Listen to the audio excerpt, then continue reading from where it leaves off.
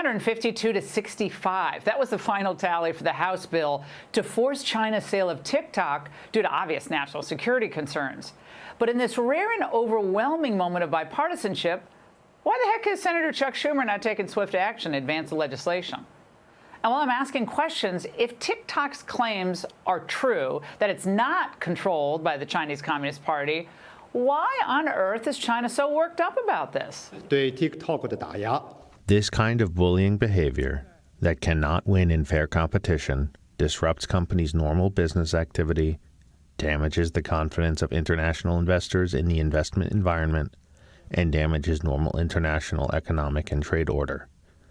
In the end, this will inevitably come back to bite the United States itself. Threatening us? Huh, why?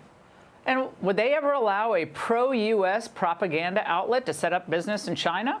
Of course not. And spare us all the concern about the international order. We know what you do on trade. Joining me now is Arkansas Senator Tom Cotton and Congressman Mike Gallagher, who sponsored the TikTok bill.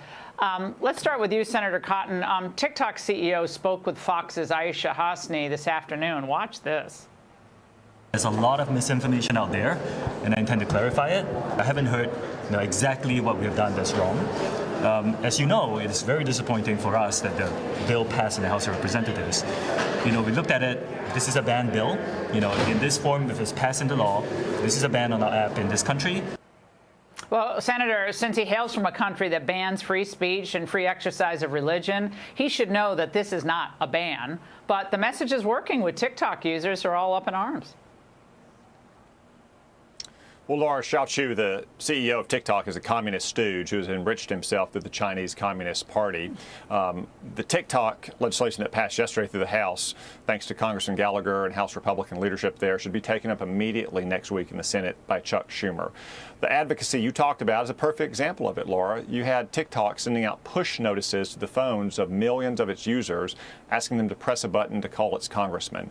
What do you think would happen if, say, Donald Trump next year tried to impose tariffs on China, or there's tension or even conflict over Taiwan? Of course, TikTok is a tool of Chinese communist propaganda. And as you said, China would never allow a pro-American news source in its country. It doesn't allow social media companies from this country there. We shouldn't allow TikTok to be owned by a Chinese company that is dominated by Chinese communist influence here. Congressman Gallagher, the TikTok CEO hails from Singapore. It doesn't mean he's not a CCP stooge. He is. But are you surprised that so many on the right are making the argument that this is just going to give the government the opportunity to ban conservative websites or other websites on pretextual grounds, that we can't trust the government in this case, even though it involves China? Well, as a conservative, I don't start from a place of trusting the government, which is why we crafted this bill so narrowly so that it could not be used in order to give the executive branch authority to go after any individual in America or any American company. I get it. Our social media companies are a woke disaster as well. But this bill is about foreign adversary control of what is increasingly the dominant news platform in America. And these people are arguing against a bill that does not exist. There is no authority in this bill that would allow the executive branch to go after an American company. The other lie that TikTok has been telling is that this is somehow about free speech. It is absolutely not. It is about foreign adversary control of a social media company and therefore the ability of a foreign adversary to inject dangerous propaganda into the minds and into the phones of millions of Americans. And I have to give credit to Senator Cotton, who was at the forefront of illuminating the dangers posed by CCP control of TikTok. And we would not be where we are today were it not for his leadership. Well, both of you have been absolutely phenomenal on the China issue for years. Congressman Gallagher, I can't believe you're retiring. I'm very depressed about that. I wish you weren't. But Senator Cotton, we're even seeing this in our school systems. As you pointed out, I don't know if Congressman Gallagher, you know about this website, is it tutoring.com, which is a Chinese-based, it's tutor.com, and it's being used by Northern Virginia public school systems. We find out it's essentially a Chinese firm that is collecting all sorts of data. It's owned by the Primavera Capital Group, which is a Chinese investment firm. Yeah, Laura, Well, this company is owned by not. We'll go Senator Go first, ahead. then come back to Congressman Gallagher. Yeah, it's owned by this group that's close ties to the Chinese Communist Party, and it's not just public schools, Laura. It's our own Department of Defense. You know, I demanded answers from the Department of Defense recently.